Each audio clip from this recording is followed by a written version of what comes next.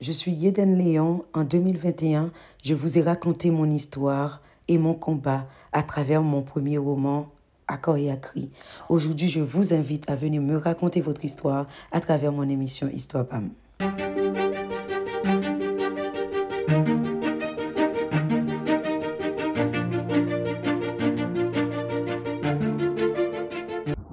Bonjour la nation, ici Yeden Léon pour votre show Histoire PAM. Je me trouve actuellement à Paris 12e et on est avec un artiste qu'on va recevoir pour vous lors de cette grande première. On va accueillir l'artiste Coconut. Je l'ai rencontré pour vous, donc il vient tout juste de faire son concert. Bienvenue dans Histoire PAM, surtout lors de cette grande première. Donc aujourd'hui, on va surtout s'arrêter sur des moments clés. Donc l'artiste Coconut est né en Dordogne, fasciné par la musique, le rythme blues depuis l'âge de 9 ans. Il va fonder dans les années 80 son premier groupe, les Lolitas, avec une amie. Donc depuis, la musique l'a fait voyager un petit peu partout, entre New York, la France, la Guadeloupe. Donc on va parler de tout cela.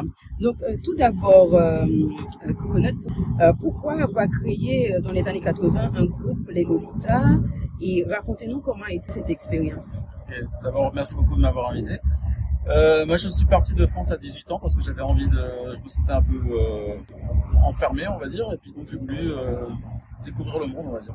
Et ma première destination, c'était Berlin-Ouest à l'époque, avec le mur de Berlin. Et bon, pour diverses raisons, j'avais envie de me rendre là-bas. J'avais dans ma tête l'idée d'essayer de rencontrer une copine et puis de faire un groupe avec elle. C'était un peu ce que j'avais, mon idée derrière la tête. Et puis au bout d'une semaine, je rencontre pas une Allemande, pas une Berlinoise, mais une Française qui s'appelait Françoise. Et puis en fait, donc on est devenu peu à peu un couple et puis on a fait créer un groupe de musique qui s'appelait les Lolitas. Créer un groupe dans les années 80 où justement il n'y a pas tous les réseaux sociaux, tout ce qu'on connaît. Lors de cette rencontre, donc pour créer ce groupe, comment vous vous êtes organisé? Ouais, je dirais qu'on se posait pas trop de questions, on avait juste envie de le faire, on était motivé on avait des idées, on avait de la créativité, donc on le faisait, enfin on se posait pas tellement de questions. Effectivement, bon, il y avait moins de moyens, on va dire qu'aujourd'hui. Des fois trop de moyens, ça tue tout aussi, tu vois, donc voilà, bah, on avait une envie, on avait soif, et puis donc on l'a fait. Et au niveau, par exemple, promotionnel à l'époque, donc nos téléspectateurs et nos abonnés seraient curieux de savoir au niveau promotionnel, comment vous faisiez? C'est-à-dire que vous avez des contrats, vous faisiez vos disques, comment vous faisiez pour vendre votre musique? Bah, c'est-à-dire que les conditions étaient complètement différentes et donc on a été assez rapidement signé par un label de disques. À l'époque, il n'y avait pas des millions de labels, il y en avait quelques-uns. C'était un monde un peu plus restreint, on va dire, mais qui avait sa manière de fonctionner. Et puis donc, il y avait des distributions, il y avait c'est-à-dire que bon, par exemple, à l'époque, nos premiers albums sont sortis en vinyle, hein, même pas en CD, pas en digital, mais en vinyle. Il y avait des réseaux de magasins spécialisés dans certains styles musicaux qui étaient preneurs pour ce genre de musique-là. Donc il y avait des réseaux quand même si c'était différent d'aujourd'hui. D'accord, il y avait des réseaux, même si c'est différent d'aujourd'hui. Tout à fait. Donc en 1988, vous enregistrez aux États-Unis un disque, Fusée d'amour. Parlez-nous de ce disque et de cette expérience aux États-Unis. Bon bah justement donc on enregistre d'abord un premier album donc sur un petit label allemand en bourgeois qui suscite l'intérêt donc il y avait quand même une presse qui était intéressée à son style musical, etc.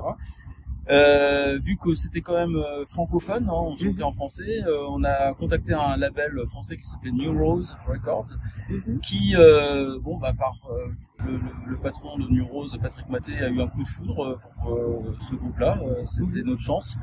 Et lui avait déjà un bon réseau d'artistes américains, il était très spécialisé sur de la musique rock'n'roll américaine.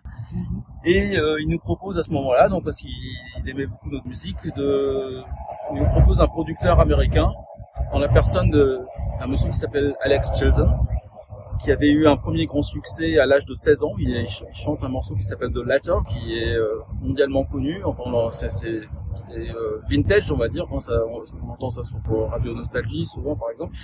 Donc, c'était son grand succès. Et puis, donc, il nous propose Alex comme producteur. Donc, on enregistre ce deuxième album de Lolitas à Memphis. Et c'est l'occasion pour nous de découvrir les États-Unis et puis voilà, puis de nous faire une réputation, parce que quand même, comme groupe français qui va enregistrer à Memphis, c'est quand même assez extra. Oui, voilà, ça court pas les rues. On a enregistré dans un studio où on enregistrait même Johnny Hallyday avait enregistré là, des groupes comme ZZ Top, enfin des groupes de rock assez connus. Donc ça s'appelait Ardent Studio, donc on a eu cette chance de faire cette expérience. Justement, à New York, donc vous faites la connaissance de la communauté haïtienne. Est-ce que vous pouvez nous parler de ces rencontres là-bas à New York, de la communauté haïtienne? Oui, alors ça c'était pour notre troisième album en fait, qui s'appelait donc Bouche Baisée, et qui était produit par un guitariste britannique du nom de Chris Spelling.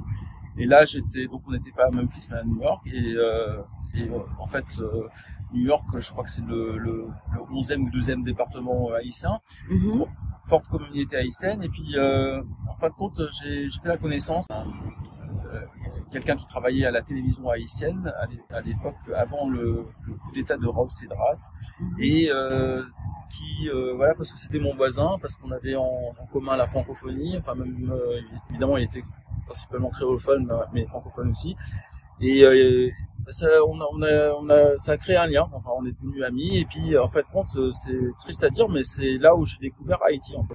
Justement, donc on va parler de la culture haïtienne. Vous êtes passionné des tableaux, donc parlez-nous de cette passion pour la peinture, et vous qui également faites de la peinture, parlez-nous de cette passion. D'où vient cette passion? Alors premièrement, j'ai toujours aimé dessiner et peindre, et puis j'ai jamais fait les beaux-arts ou quelque chose comme ça, enfin j'ai pas de formation académique.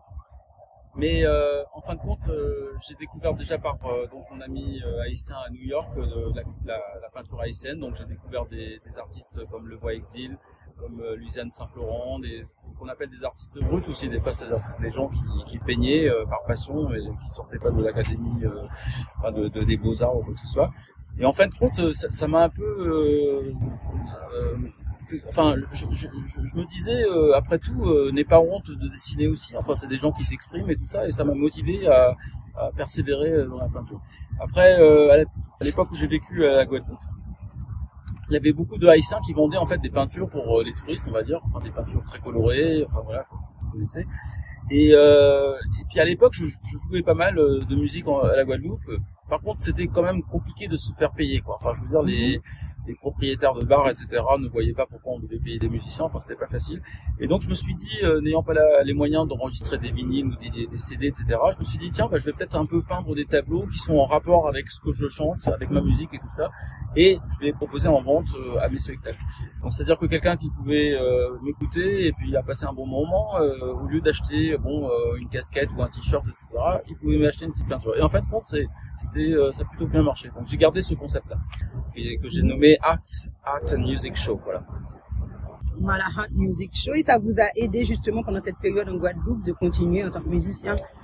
En fin de compte, régulièrement maintenant, quand je fais des concerts, j'amène aussi mes peintures, et puis je les propose donc au public qui peut aussi voilà, enfin et en fait on m'a souvent dit que ma peinture, mes tableaux, en fait ils sont complètement en relation avec ma musique, enfin que c'est juste un autre moyen d'expression, mais en fin de compte ça reflète à peu près la même chose.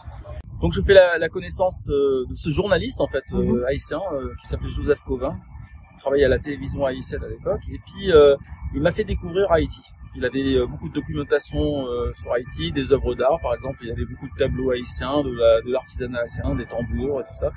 Et je connaissais pas du tout Haïti à l'époque, parce que malheureusement en France on connaît mal Haïti, et ce qui à mon avis est très dommage. Parce que je pense que la culture haïtienne est très très riche, et en fait on est, je veux dire, elle est complètement liée à l'histoire française aussi, puisque suite à la Révolution française, il y a eu une première abolition de l'esclavage dans les colonies françaises, qui a été, comme vous le savez, réinstaurée par Bonaparte, et les braves haïtiens ont réussi à être donc le premier peuple noir indépendant, émancipé de cette horreur de l'esclavage. Et en fin de compte, je pense que c'est dans l'histoire française aussi quelque chose de remarquable. Et ça m'a beaucoup intéressé, fasciné. Il m'a beaucoup parlé de l'histoire haïtienne, de l'art haïtien et tout ça, et j'étais très sensible à ça. Justement, pour faire la transition avec Haïti, avant d'observer une pause musicale, vous avez aussi collaboré avec une artiste haïtienne récemment. On va écouter un petit extrait de ce titre et on reviendra pour en parler. Donc on écoute Merci bon Dieu.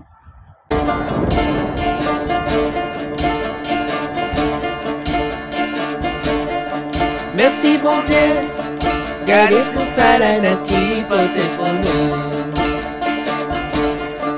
Merci bon Dieu, gardez comment la misère finit pour nous. Merci bon Dieu, gardez tout ça la nature portez pour nous. Merci bon Dieu, gardez comment la misère finit pour nous. La pluie tombée, maïs poussé, tout le monde qui rencontre pour aller manger. On nous dansait mon pont, on nous dansait pétro. Papa bon Dieu qui dans le ciel, la misère finit pour nous, misère finie pour nous. Donc on écoutait le titre Merci bon Dieu, donc une musique classique traditionnelle haïtienne que vous avez repris en collaboration avec une autre artiste. Donc parlez-nous de cette collaboration, comment ça s'est passé? Alors d'abord Merci bon Dieu, j'ai connu ça la première fois par Harry Belafonte qui vient de la Jamaïque, donc c'est vraiment un morceau très connu même mondialement. Ça a été un succès de sa part.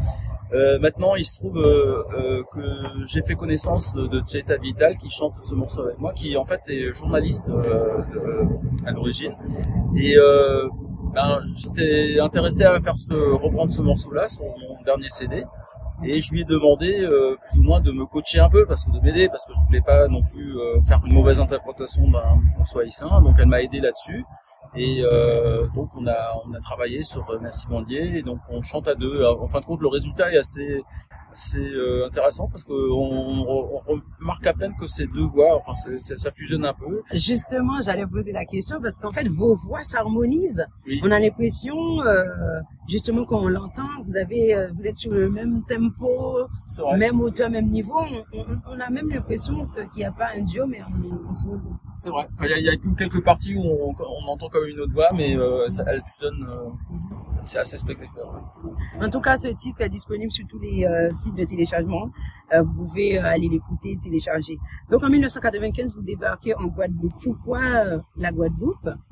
Alors parce que finalement, donc j'ai quitté Berlin à l'époque pour d'abord me rendre aux États-Unis. Donc c'est là aussi où j'ai fait la connaissance de pas mal de Haïtiens.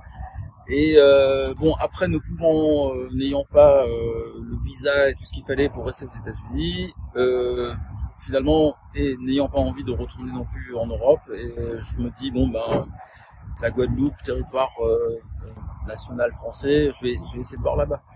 Et donc je connaissais personne, je suis parti pour la Guadeloupe, des États-Unis, venant de New York. Et j'ai découvert la Guadeloupe, et puis j'ai trouvé ça très intéressant. Et d'ailleurs, j'ai encore rencontré de nombreux Haïtiens à la Guadeloupe aussi, puisque la diaspora haïtienne est un peu partout. Il y a une belle communauté là-bas. Justement, là-bas, vous enregistrez 2 CD sur votre label Tigre Productions, et vous créez le Coconut Boogie avec cette influence soul, blues, troubadour. Troubadour, de toute façon, je veux dire, globalement, je suis très sensible à la musique folk, on va dire, qu'elle vienne de partout, et notamment à celle de Haïti. Donc par exemple, j'apprécie beaucoup Tikoka, par exemple, comme artiste haïtien en style troubadour. Et la musique troubadour est très appréciée à la Guadeloupe, aux Antilles françaises aussi. De toute façon, j'ai découvert ça là, et puis ça m'intéressait. J'ai beaucoup aimé. Je joue du banjo aussi. Il y a beaucoup de banjo dans la musique troubadour, donc voilà, il y a des affinités. D'ailleurs, le style troubadour est très connu en Haïti. Il y a le Haitian troubadour. Il y a beaucoup d'artistes qui ont surfé sur ce style-là. Donc, on va aussi parler de peinture dans un instant. On va observer une pause publicitaire. Donc, on va remercier nos sponsors, Raiden Communication, Radio Passion Culturelle, Maison Makeda qui m'habille pour cette grande première, une t-shirt. On va remercier également Tigun, marque de vêtements, The Mix Bar Restaurant. Ce sont nos partenaires sur cette émission.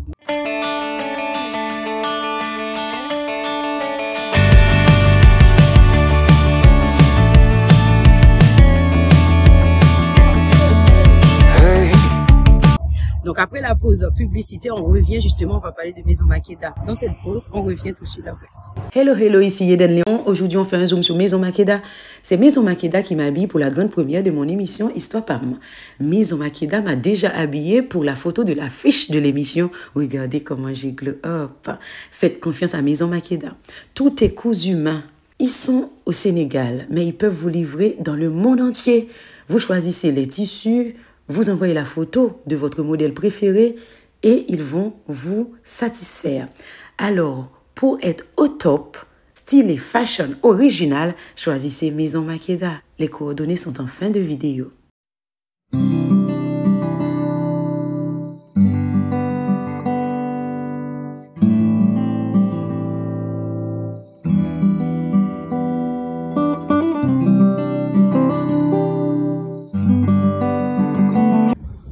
Maintenant, on va parler de la situation en Haïti. Parlez-nous de la situation en Haïti. Comment vous voyez cela? Est-ce que vous avez un message pour la jeunesse haïtienne? En tout cas, je pense que la situation d'Haïti est très douloureuse, extrêmement injuste et sans doute peut-être cruciale par rapport à ce qui se passe dans le monde. C'est certainement une des nations qui souffre le plus et puis qui c'est une grande injustice. Quand on voit aussi les moyens, par exemple, de l'armement qu'ont les gangs, etc., on se dit qu'il y a quand même des choses qui sont anormales. Il y a des choses derrière ça. J'ai entendu récemment, par exemple, qu'on a découvert des gisements de métaux rares à la frontière haïtienne du côté de la République dominicaine et tout ça. Donc je pense que c'est sans doute lié à ça. Pour l'instant, Haïti a toujours fait preuve d'une créativité, d'une richesse culturelle aussi remarquable. Je pense que c'est une force et puis franchement j'espère qu'un jour le peuple haïtien va obtenir la récompense pour tout ce qu'ils ont pu endurer par rapport à leur histoire, parce que c'est vraiment un peuple qui depuis l'indépendance a souffert d'être mis au bord des nations mondiales et peut-être que finalement, collectivement, on va sur cette planète remarquer que maintenant, ça suffit avec ça. Enfin, il faut arrêter avec l'injustice. Et j'espère que Haïti bénéficiera de ça. L'artiste Coconut parle le créole. On a parlé tibétain, enfin, on a parlé créole guadeloupéen. On a parlé créole guadeloupéen. Donc, pour finir l'émission, on va faire un petit jeu de proverbes. Okay. Il y a des proverbes en créole qui ont leur équivalent exact en français.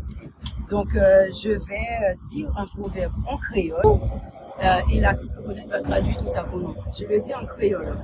Depuis déjà beaucoup fait main, espoir pas perdu. Depuis déjà beaucoup fait main, espoir pas perdu. Alors déjà, il faut que je connaisse la version française. Depuis déjà beaucoup fait main, espoir pas perdu. Ouais, alors, espoir pas perdu, ça joue comment?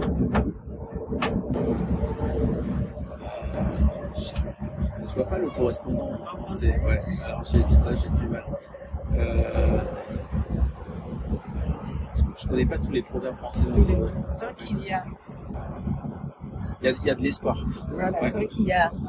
Alors, c'est bien la fin. Hein? Oui, il y a de l'espoir.